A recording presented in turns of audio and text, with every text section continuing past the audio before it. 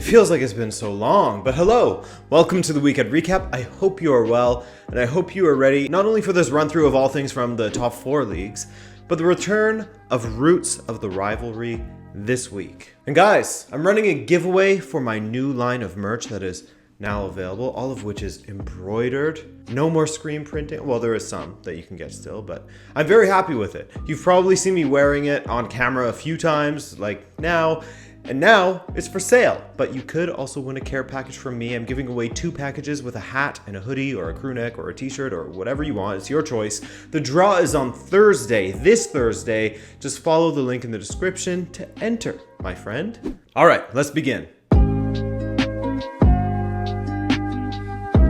And in the Premier League, well, we had Leeds hosting Arsenal, and my goodness, will Leeds ever be disappointed that they didn't punish Arsenal in this match, namely Pepe's stupid mistake. He got himself sent off in the 51st minute after he had a little tete-a-tete. Did he smash the man's head in? No, not really, but he was foolish to even put his head on the other man's head and ultimately forced the referee's hand. From there, Leeds hit the woodwork 3 times, and Arsenal ended up coming out of this with a 0-0 draw. Very fortunate, in my opinion.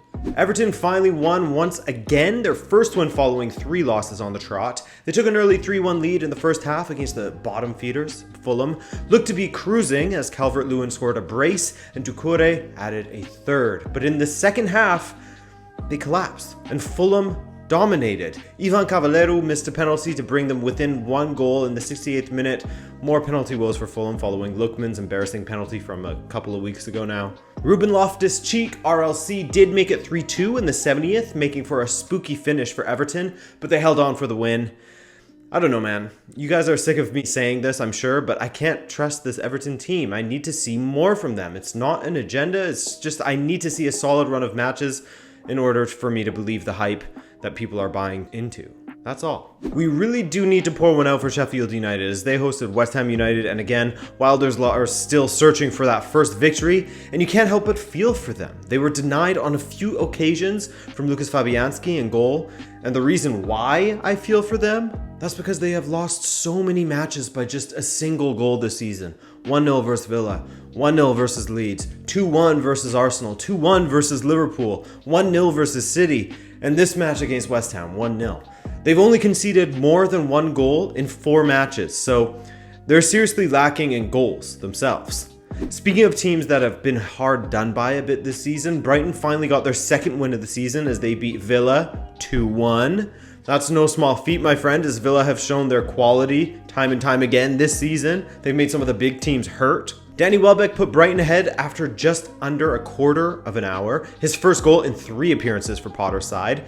Despite a constant equalizer later on, Brighton went ahead via the great Solly March. I've really enjoyed watching him down that left flank for Brighton this season. Big 2-1 win for the Seagull Gang. Saturday morning saw Chelsea get a 2-0 away win against Newcastle. Another clean sheet for Edouard Mendy. He cannot be stopped. Though once again, I mean, this is a testament to how Chelsea's defense has improved when they have a keeper they can trust behind them because he only had to face 1 shot. A clean sheet in spite of Antonio Rudiger playing. I'm joking. Rudiger seems like a great guy. Tammy Abraham scored once again for Chelsea, which you just love to see, no? After all the signings that were brought in this past summer, it was difficult to understand just how Chelsea would fit Abraham in there, especially with how Giroud had pipped him in the latter half of the last season. But now it's Giroud on the outs again, and Abraham has really grasped the opportunities given to him by the neck, really, especially with Pulisic constantly getting injured. Tammy has scored in 3 consecutive matches now for Chelsea. That's great. Man United made it 2 consecutive victories in a row with a 1-0 win over West Brom. Not the most comfortable victory for them, perhaps, as they labored in the attack at times and were very close to having a penalty against them after the restart. But VAR deemed that Bruno Fernandes touched the ball before smashing Gallagher's shins, so no penalty given. Hard to call that one, I find. And really hard for West Brom to swallow what happened following that, as United were awarded a penalty. This was much more obvious than the West Brom call. Again, it was unfortunate as Mata was so close to Furlong when the ball struck his hand, but in this age, that's going to be a penalty every time now. Bruno had his penalty saved, but Sam Johnston really was way off the line. So from the retake, he converted. Not very confident looking during those penalties though, was he? West Brom later had a beautiful strike from Robson, curl off of the bar. Unlucky for Callum Robson. More misfortune for West Brom, and United squeak through with a 1-0 win at Old Trafford. Tottenham versus Manchester City. Tottenham actually came into this one as the favorites, in my opinion, as City seems to be constantly playing a balancing act between their defensive solidity and their potency in the attack. They can't seem to get both firing at the moment. Though Mourinho's record versus Guardiola sort of made this closer to a toss-up with a slight edge to Tottenham. But for City, they lacked all potency in attack once again, which will be a worry for them. Luckily, Guardiola is sticking around for a couple more years to figure that out after signing a contract extension until 2023, and they really gave it a go. They really pushed to punish Spurs in this one, but Mourinho, he's working some of his magic. You gotta hand it to the man. The board backed him with signings, and he's managed to get the most out of them and the players he inherited, not to mention finally finding some form in Tanguy and Ndombele. Mourinho clearly prepared for this match. You could tell by the way they were playing, and he knew that City would play a high line, knew how they would press, as he said, knew their fullbacks would try to dictate play down the flanks and really push up. And that's how Spurs beat them. They sat deep, they played Harry Kane as basically a false nine to make use of the incredible passing at his disposal, and they hurt City in transition. It was Ndombele that played Son through for the first goal in the first 5 minutes or so as he lofted the ball over the top. Son's diagonal run absolutely bamboozled Laporte and Ruben Dias. Laporte did lash one past Lloris shortly after, but the ball came into contact with Gabby Jesus' hand in the build-up, so that was chalked off. After plenty of City attacks that looked fairly toothless, for the most part at least, like they had run out of ideas, sort of, Spurs hit them on the counter, and with Walker nowhere to be seen and De Bruyne struggling to track back, Kane rolled the ball into the path of Lo Celso, and he, in turn, rolled it under Ederson for 2-0. That's how it stayed, 2-0 win for Spurs. All of that possession and all of those attempts from City, and they were ultimately wasteful. Finally, Liverpool played at home against Leicester, and despite missing many players, they eased past Leicester in this one. Johnny Evans with a comical own goal. Investigate this man that looked deliberate. You know what? I honestly wouldn't be surprised if he's one of the names that's thrown around for Liverpool to bring in some cover this January, you know? He just seems to be that guy. Then Andy Robertson floated a ball into the near post that Diogo Jota headed past Schmeichel. What a start for him. Firmino really could have had a few goals in this one, 3 or 4, and one of his attempts actually, I mean, it looked like it was in, you know? Doesn't this look like it's pretty much a goal?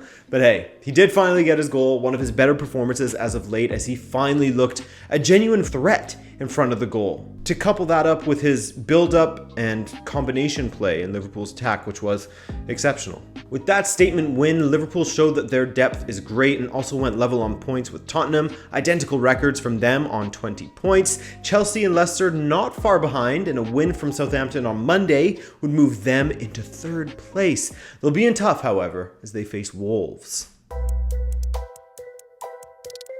Bayern Munich were looking to win their 6th match consecutively in Germany as they took on Werder Bremen at home. A Werder Bremen side that has improved greatly upon how they played last season and have been absolutely racking up the draws so far this young Bundesliga season.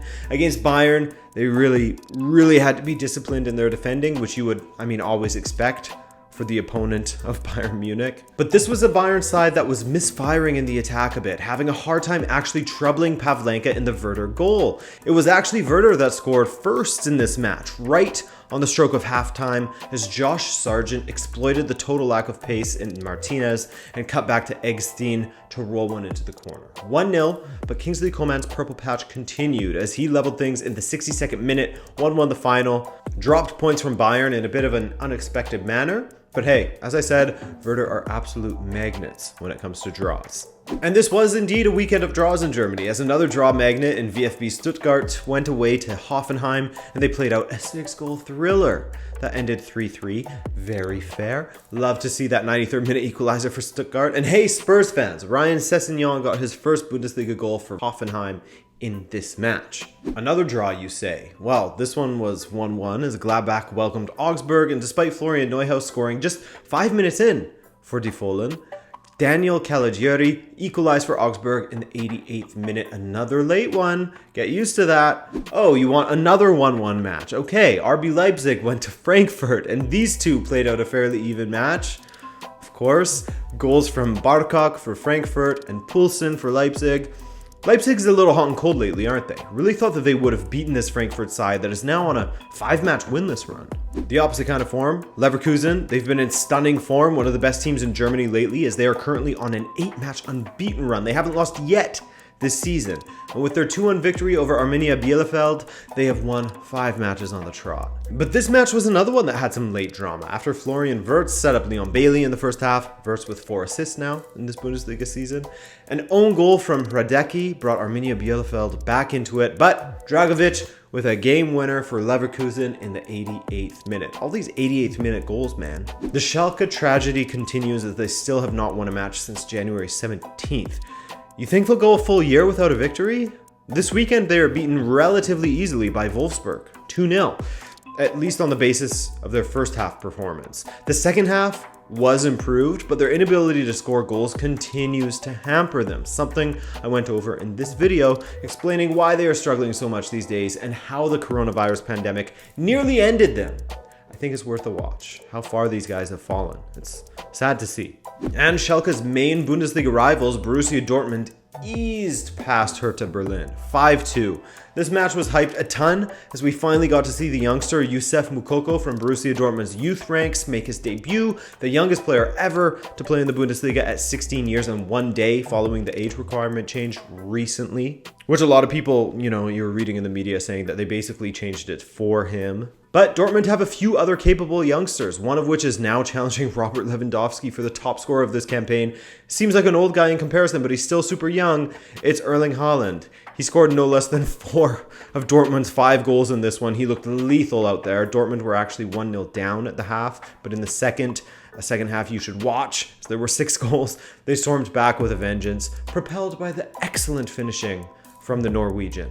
Keep an eye out for Moukoko, as his youth career is just ridiculous. Played in the U17 side for Dortmund when he was just 13, as you may remember that story. Then played for the U19s at just 14 years of age. 5 years younger than these guys. Haaland himself has praised him, saying he is way, way better than Haaland himself was at that age. That he's the best 15-year-old he's ever seen. Was 15, obviously. Anyways, Dortmund and Leverkusen are now just 1 point behind Bayern, and long may the race continue, man. Let's hope this does go down to the wire with a few teams all involved. Look at that. Union Berlin, with a 2-1 victory over Köln this weekend, have moved up to 5th on 15 points. Beautiful. Max Kruse killing it. Welcome to Spain. Hello. No doubt the biggest match of the weekend was Atletico playing host to Barcelona on Saturday. And the struggles continue. The struggles of Barca continue. Griezmann nearly put his side ahead early, but from then on in the first half, it was Atletico that looked the more dangerous side. Saúl forced a big save out of Ter Stegen. That was heading right for the top corner. Llorente came close as well. He had a strike that just kissed off the crossbar, top of the crossbar. But the winning goal for Atletico was a bit... Yeah, it was underwhelming in a sense, as Ter Stegen went a roving way up the pitch, and Yannick Carrasco did well to dink it past him. Great touch by him, and then he finished into the empty goal. Poor from the German keeper there. And try as they might, Barca couldn't find an equalizer. No great chances, and the ones they did have were easy for Oblak to save. 1-0 Atletico. 2 big losses for Barcelona though. Piqué out with a knee injury as he had a grade 3 sprain of his internal lateral ligament, as well as a partial injury to his ACL. That's a tough one to take at his age, so a successful recovery to him. No word on how long he'll be out just yet. Sergi Roberto also got a knock to his thigh. He'll be out for 2 months. You got to wonder if they're going to go to market to get a defender or a striker. What's the area that's hurting the most? In my opinion, it's got to be defense now. Is Griezmann excelling as a striker? Absolutely not. I don't think that anyone could say that. But they need some defenders. Real Sociedad went off to play against Cadiz, and anything other than a victory was never really in doubt during this one, was it? I mean, they got the breakthrough thanks to Januzaj setting up Isaac, his second goal of the season for Sociedad, as they extended their unbeaten run to 6 matches and take their spot at the top of the table once again. And a big shout out to their defense, and namely Alex Ramiro in goal, who made it 6 clean sheets on the season. level with Jan Oblak. Real Madrid played away to Unai Emery's Villarreal, another team that is on a nice unbeaten run. Coming into this match, they were on 6 matches unbeaten, and they stretched that to 7 against Real Madrid. How, you might ask? Well, Real Madrid are missing players. They were without Casemiro and Sergio Ramos, which is often a big problem for them. The 2 biggest losses, I find. And to this, Zidane started Nacho next to Varane and Kroos and Modric in the midfield. But an unforeseen issue for Real Madrid this season has actually been their impotence in the attack. Sometimes it feels like if Benzema isn't scoring, nobody will. Second biggest problem, Benzema wasn't in the squad for this one, so Mariano Diaz got the start. To be fair to Mariano, I mean, he scored just 2 minutes into the game. But unfortunately for Real Madrid, they offered almost nothing going forward for most of this match, and will feel very content with a draw based on the performance that they put in. Gerard Moreno capped off a strong performance for Villarreal with an equalizer in the 76th minute. Villarreal really should have won it. Sevilla got their second win on the trot this weekend over Celta Vigo, though it looked a little scary for a bit. Jules Koundé put the host Sevilla ahead after 5 minutes, but Celta hit back twice, twofold, to make it 2-1 before En Nesyri equalized on the stroke of halftime. He scored 4 in his last 4 appearances for Sevilla. Escudero and Munir scored the 3rd and 4th goals for Sevilla in the 85th and 87th minute respectively, more late 80th minute goals. 4-2 the final for Sevilla. And that win takes Sevilla up to 7th. That's more like it. Real Sociedad, the future champs, at the top of the table, just ahead of Atletico, who have 2 matches in hand. Villarreal, 3rd, Real Madrid, 4th. To find Barca, you gotta go down to 12th, but they too have 2 matches in hand.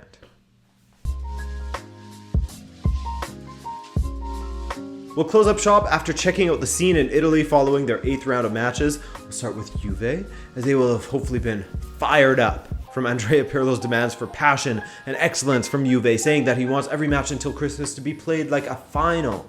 Well, they took on Cagliari and they didn't exactly smash them on the scoreline, but they played them off the park. Juve were dominant. Ronaldo and Morata up front, great partnership. One of Morata's more subdued performances, but Ronaldo continued to find some extremely dangerous form.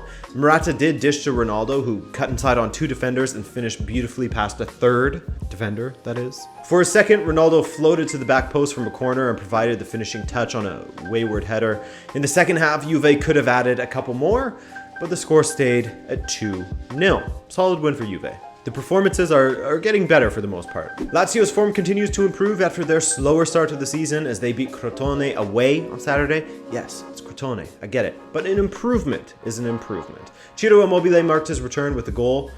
How else would he do it, right? Well, Joaquin Correa's fine form saw him score another, assisted by Ciro as well. Great match for Ciro. What else is new? 2-0 win for Lazio. And what else is new with Atalanta and their poor form these days, man? Come on, La Dea. They just could not get it going versus Spezia. Zapata came close in the first half as he hit the post. Spezia also hit the post early. I mean, Atalanta weren't that bad. It wasn't horrible. Gosens did score in the second half, but it was called back. Unfortunate, as it was a great, deflected strike.